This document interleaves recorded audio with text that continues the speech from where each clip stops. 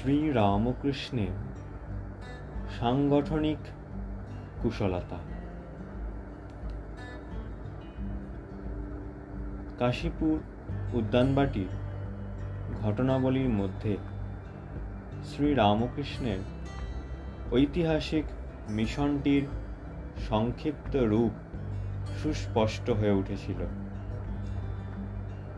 বাহ্যত শ্রীরামকৃষ্ণ তাঁর ক্যান্সার রোগের চিকিৎসার জন্য ডাক্তারের পরামর্শে এবং ভক্তদের ব্যবস্থাপনায় কাশীপুর বাগানবাড়িতে উঠে এসেছিলেন, কিন্তু শতাধিক বছর পরে বৃহত্তর পটভূমিকায় সেখানকার ঘটনাবলী বিচার করলে স্পষ্ট প্রতিভাত হয় কুশলী শ্রীরামকৃষ্ণের আশ্চর্য সাংগঠনিক শক্তি। ঘটনাবলীর মধ্যে নিম্নলিখিত কয়েকটি বিশেষ বিবেচ্য।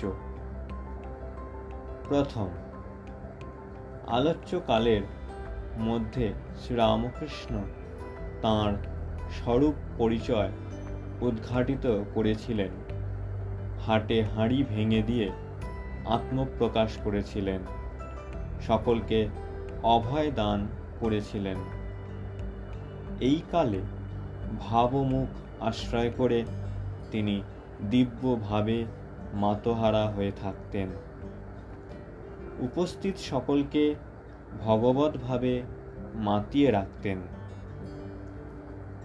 তাঁর শরীরখানি সম্বন্ধে বলতেন, কি দেখছি জানো, শরীরটা যেন বাখারি সাজানো কাপড় মোড়া, সেইটাই নড়ছে, ভেতরে একজন আছে বলে নড়ছে।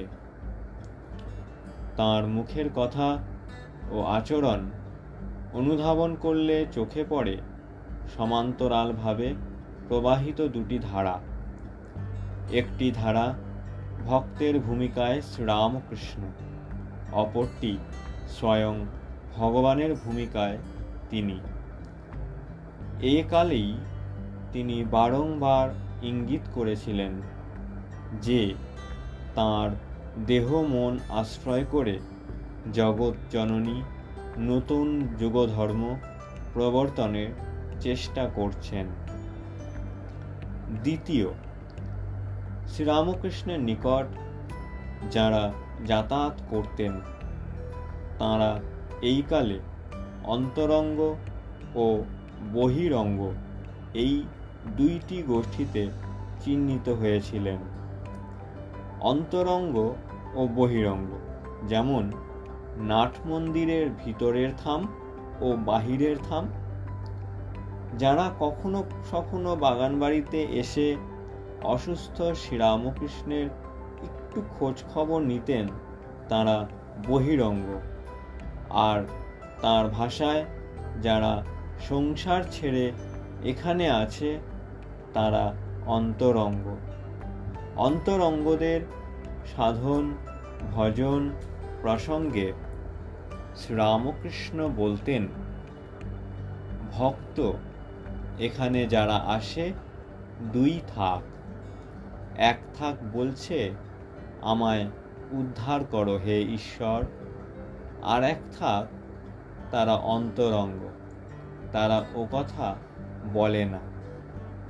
তাদের দুটি জিনিস জানলেই হলো, প্রথম আমি কে, তারপর তারা কে, আমার সঙ্গে সম্বন্ধ কি। এই জানাজানির উদ্যমী কাশীপুরে গড়ে তুলেছিল অন্তরঙ্গদের সাধন পর্বের মূল সুর। অন্তরঙ্গ ও বহিরঙ্গ গোষ্ঠীর বাইরে যারা ছিটকে পড়েছিল তাদের সম্বন্ধে শ্রীরামকৃষ্ণের মন্তব্য বিশেষ মননযোগ্য। তার দেহে ব্যাধির একটি পরোক্ষ তাৎপর্যের ইঙ্গিত করে বলেছিলেন, এতে আগাছা পালায়। যারা শুদ্ধ তারাই কেবল থাকবে। এই ব্যারাম হয়েছে কেন? এর মানে ওই, যাদের সকাম ভক্তি তারা ব্যারাম অবস্থা দেখে চলে যাবে।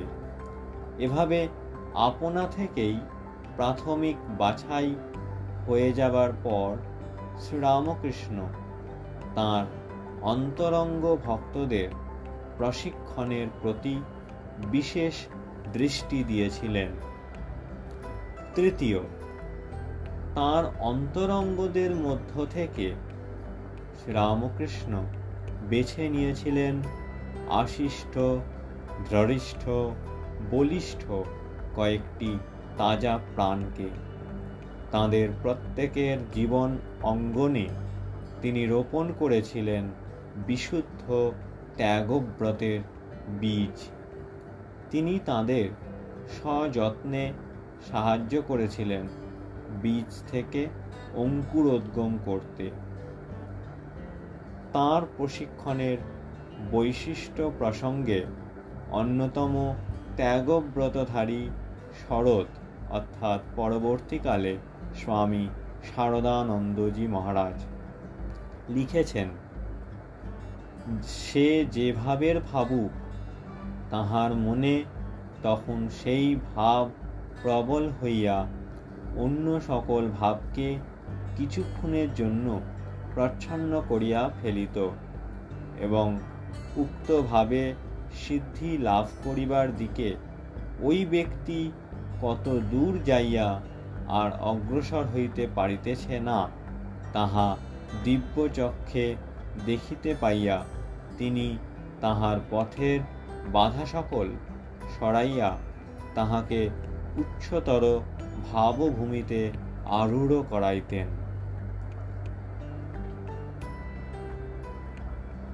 কাশীপুরের অধ্যাত্ম ভাব বিকাশের প্রশিক্ষণ কেন্দ্রে ত্যাগব্রতধারী গোষ্ঠীদের নেতা নরেন্দ্রনাথ, পরবর্তীকালে স্বামী বিবেকানন্দ, সাধকগণের বহু আকাঙ্ক্ষিত নির্বিকল্প সমাধি উত্তরণ করে নতুন পথের সন্ধানে অগ্রসর হয়েছিলেন। এখানে শশী, পরবর্তীকালে স্বামী রামকৃষ্ণানন্দজি মহারাজ, সেবা আদর্শের উজ্জ্বলতম দৃষ্টান্ত প্রতিস্থাপিত করেছিলেন। এখানেই নিরক্ষর লাটু, পরবর্তীকালে স্বামী অদ্ভুতানন্দজি মহারাজ সমাধির প্রথম আস্বাদন পেয়েছিলেন। এখানেই ত্যাগী ব্রতীগণ প্রত্যেকে নিজ নিজ সাধ্য ও রুচি অনুযায়ী শ্রীরামকৃষ্ণের পরিচর্যায় এবং সেই সঙ্গে সাধন ভজনে মেতে উঠেছিলেন। তাঁদের অধিকাংশের দৃষ্টিতে ঠাকুরের সেবাই ছিল তাঁদের উপাসনা।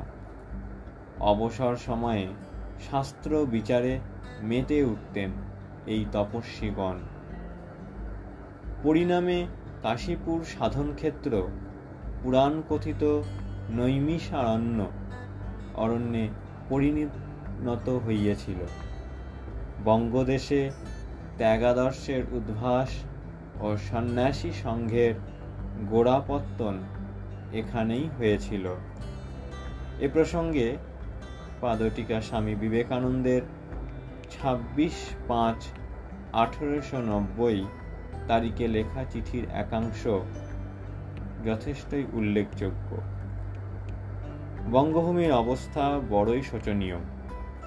ত্যাগ কাহাকে বলে এদেশের লোক স্বপ্নেও ভাবে না। কেবল বিলাস, ইন্দ্রিয়পরতা ও স্বার্থপরতা এদেশের অস্থিমজ্জা ভক্ষণ করিতেছে। ভগবান এদেশে বৈরাগ্য ও অসংসারিত্ব প্রেরণ করুন। চতুর্থ, যখন ত্যাগী তাপসদের অধ্যাত্ম জীবন পুষ্টি লাভ করছিল, সেই অবসরে গৃহী ভক্ত সকলের অজ্ঞাতসারে তাদের সমষ্টি জীবনে সংহতির ভাব দানা বেঁধে উঠেছিল।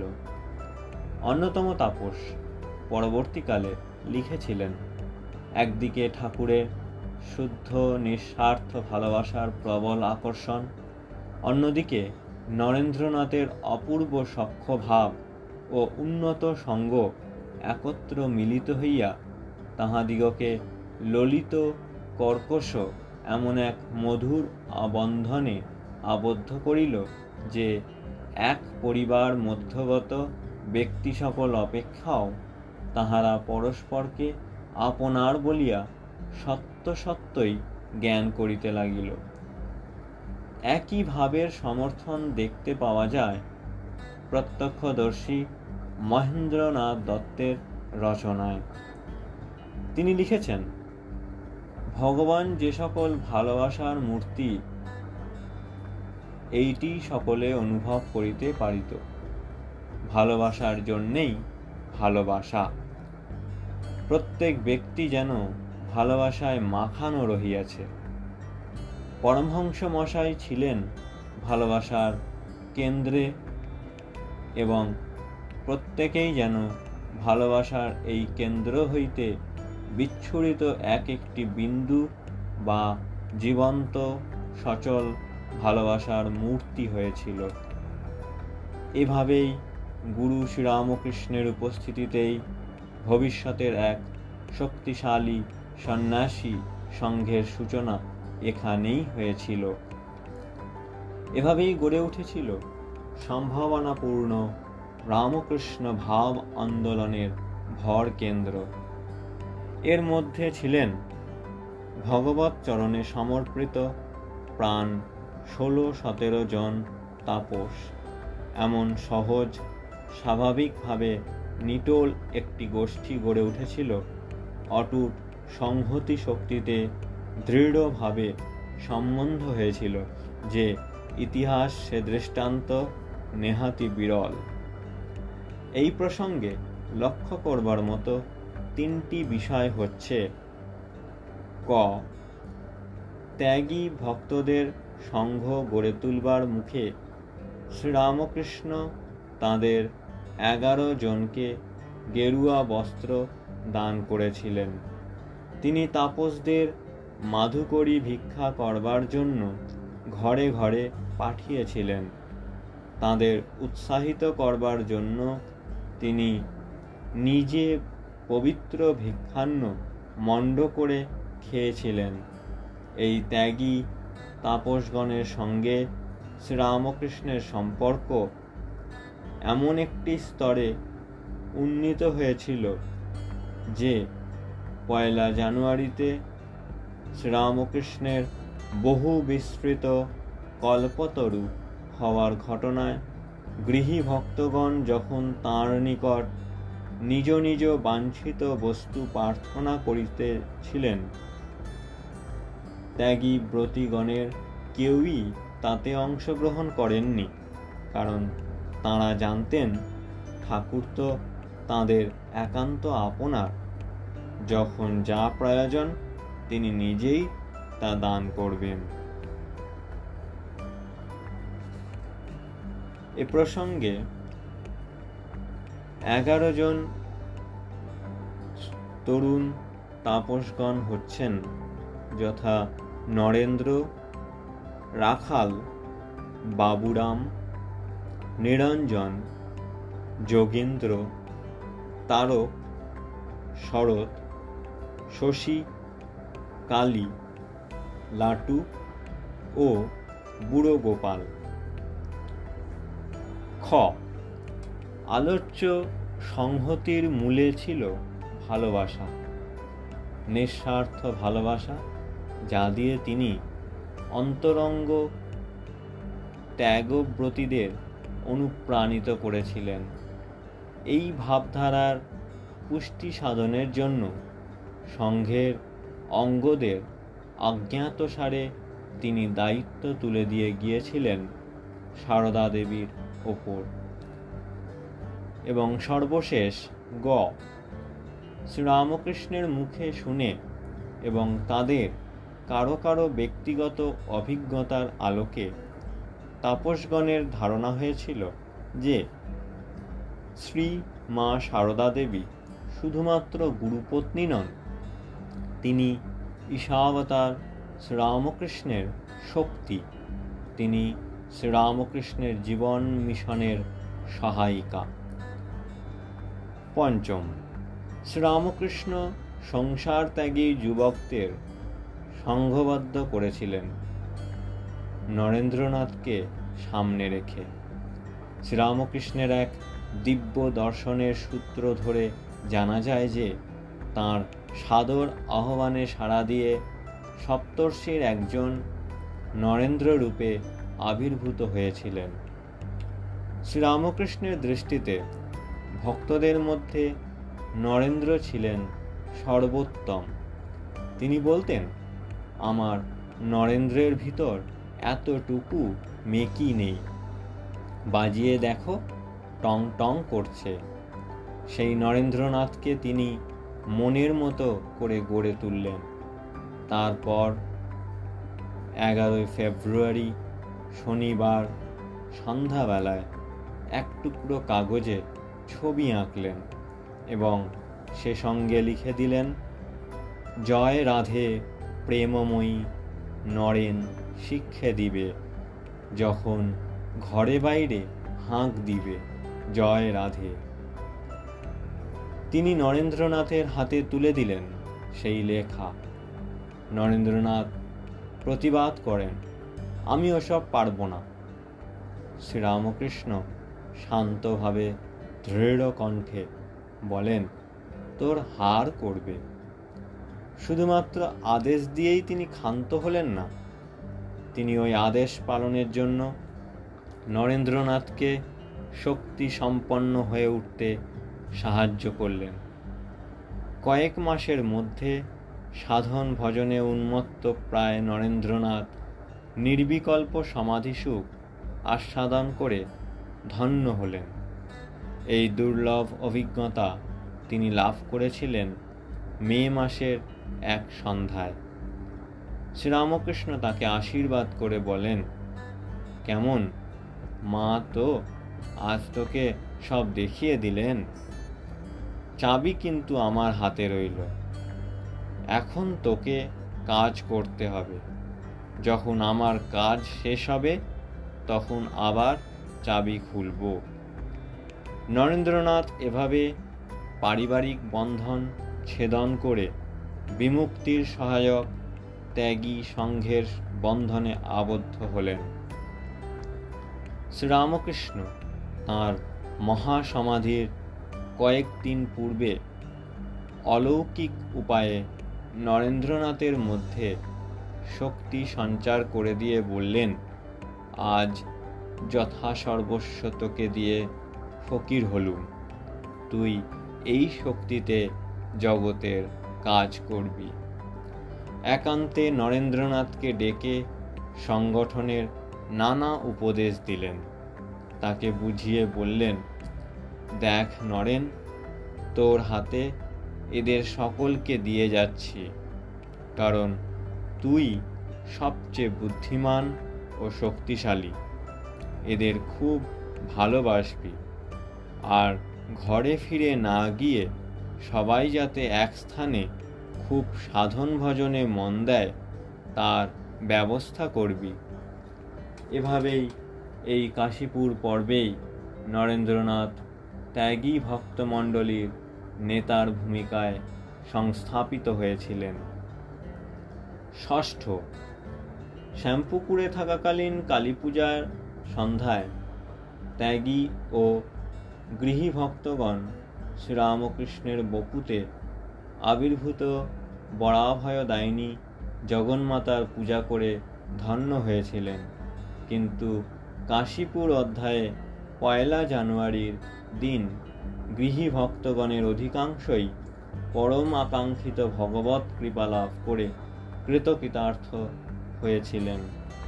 কাউকে তাঁর অমৃত স্পর্শ দিয়ে বা শুধু ইচ্ছা মাত্রেই তিনি ভক্তদের নিজ নিজ ইষ্ট দর্শন করিয়ে দিয়েছিলেন।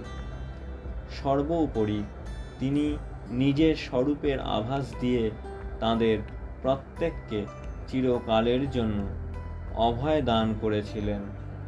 কৃপাধন্য গিরিশচন্দ্র বলে বেড়াতেন যে তিনি শ্রীরামকৃষ্ণের কৃপা বলে কাউকে বা কিছুকে ভয় করেন না।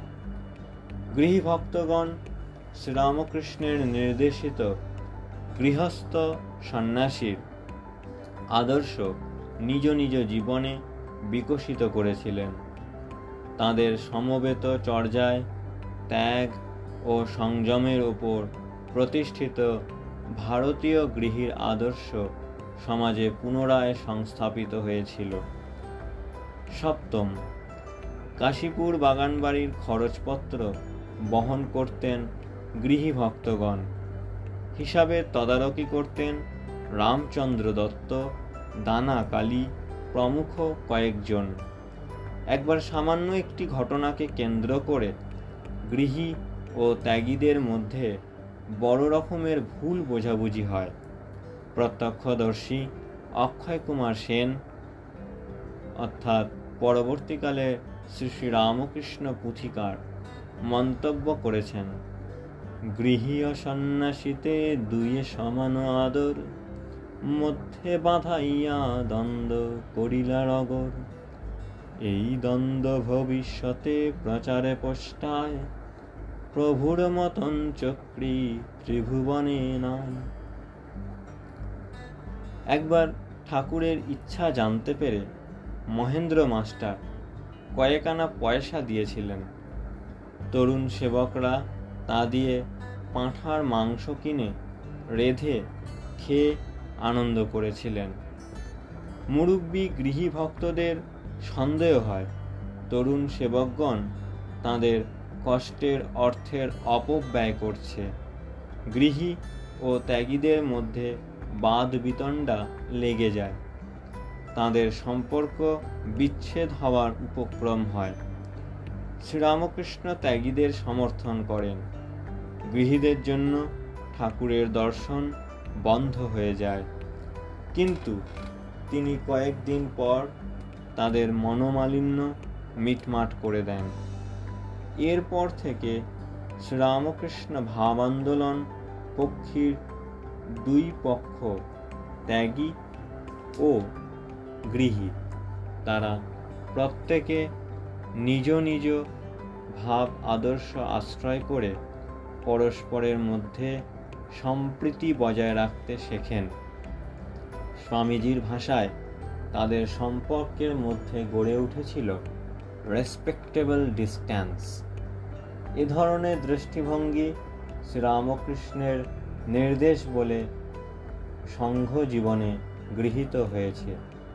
এ প্রসঙ্গে আরও একটা বিষয়ে আমাদের দৃষ্টি প্রয়োজন।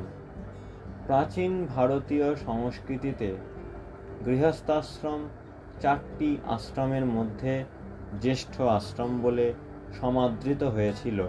নানা কারণে গৃহস্থ আশ্রম দুর্বল হয়ে পড়ে।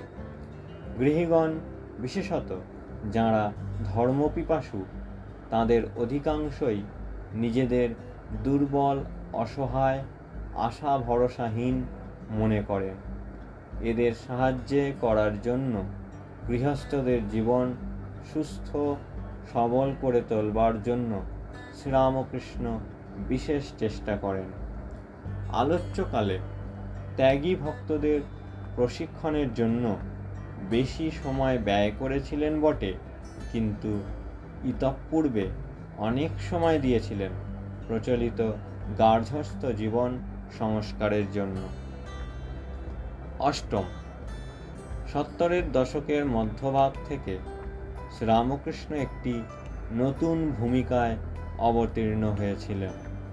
প্রথম দিকে তিনি বিভিন্ন গোষ্ঠীর ব্রাহ্ম ভক্তদের আসরে কথামৃত বিতরণ করতে থাকেন। কথা, গান ও নাচের পরিবেশন এবং মধ্যে মধ্যে তাঁর ভাব সমাধি অভূতপূর্ব এক পরিমণ্ডল সৃষ্টি করত। ক্রমে এ ধরনের আসর জমে ওঠে বিশিষ্ট অব্রাহ্ম ভক্তদের গৃহ অঙ্গনেও। তাকে অবলম্বন করে ভক্তদের পরস্পরের মধ্যে পরিচয় ও ভাবের আদান প্রদান হতে থাকে। শিমুলিয়া, বাগবাজার, শ্যামপুকুর, গঙ্গার অপর তীরে কোন্নগরে ভক্তগোষ্ঠী গড়ে ওঠে। অবশ্য ভক্তগোষ্ঠীর মধ্যে আঁটোসাঁটো তেমন কোনো সংহতি ছিল না, কিন্তু ভক্তগোষ্ঠীকে লক্ষ্য ও অভিমুখহীন অগ্রসর হতে সাহায্য করার জন্য ভক্ত সংঘের ভরকেন্দ্রে শ্রীরামকৃষ্ণ সংস্থাপিত করেছিলেন তাঁর বিশেষ প্রশিক্ষণপ্রাপ্ত ত্যাগী ভক্তদের। ভক্ত সঙ্গে সঞ্চারিত রামকৃষ্ণ ভাবাদর্শ নতুন একটি আন্দোলন গড়ে তোলে। বলাই বাহুল্য, এ আন্দোলনের প্রাণকেন্দ্রে রয়েছে শ্রীরামকৃষ্ণের সাধন ফল। নবম, শ্রী মা সারদা দেবী কাশীপুর বাগানবাড়িতে যোগদান করেছিলেন মুখ্যত শ্রীরামকৃষ্ণের পথ্য তৈরি করা এবং তাঁর কিছু সেবা শুশ্রূষার জন্য। আপাত দৃষ্টিতে এইটুকু ছিল তাঁর দায়িত্ব, কিন্তু শ্রীরামকৃষ্ণ সকলের অগোচরে তাঁকে নবযুগ ধর্ম প্রবর্তন রূপে দায়িত্বের অংশীদার করেছিলেন। তিনি মেয়ে মানুষ, এই অজুহাতে শ্রীমা এ দায়িত্ব এড়িয়ে যাওয়ার চেষ্টা করেছিলেন, কিন্তু শ্রীরামকৃষ্ণ তাঁর সম্বন্ধে ভবিষ্যৎবাণী করেছিলেন, এ আর কি করেছে, তোমাকে এর অনেক বেশি করতে হবে। এই ভবিষ্যৎবাণী আক্ষরিকভাবে সত্য বলে প্রমাণিত হয়েছিল। ভাব আন্দোলনের প্রাথমিক পর্যায়ে তাঁর অনন্য ভূমিকার উল্লেখ করে স্বামী বিবেকানন্দ আমেরিকায় একটি ভাষণে বলেছিলেন, এমন কেউ ছিল না যে একটু সহানুভূতি জানাবে আমাকে, শুধু একজন ছাড়া। সেই একজনের সহানুভূতি আশা ও আশীর্বাদ বহন করে এনেছিল। একমাত্র তিনিই আমাদের আদর্শের প্রতি সহানুভূতি পোষণ করতেন। স্বামী বিবেকানন্দের মহাপ্রয়াণের পর নিঃস্বার্থ ভালোবাসার প্রতিমূর্তি শ্রী মা সারদার গুরুত্বপূর্ণ ভূমিকা সংঘ জীবনের গভীর তাৎপর্যপূর্ণ হয়ে উঠেছিল। এসব কারণে এই ভাব আন্দোলনের শরিকদের কাছে তিনি একাধারে জগৎজননী ও সংঘ জননী রূপে সমাদৃত। দশম, সংঘ সংস্থাপিত হয়েছিল শ্রীরামকৃষ্ণের জীবনে বিধৃত এবং তাঁর প্রচারিত কয়েকটি মহৎ আদর্শ জগৎ কল্যাণে বাস্তবায়নের জন্য। ভবিষ্যতের মানুষের কাছে প্রেরণাপ্রদ দৃষ্টান্তস্বরূপ প্রতিস্থাপিত হয়েছিল শ্রীরামকৃষ্ণের হাতে গড়া ত্যাগী ও গৃহী ভক্তগণের আদর্শ চরিত্র।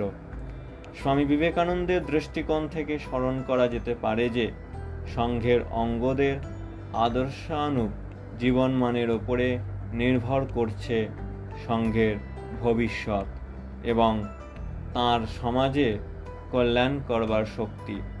যে কয়েকটি মুখ্য ঐতিহাসিক উপাদানের ঘাত প্রতিঘাতের মধ্য দিয়ে ভাব আন্দোলন গড়ে উঠেছিল তাদের সম্বন্ধে এবং শ্রীরামকৃষ্ণের নেতৃত্ব বিষয়ে কিছুটা ধারণ করা গেল।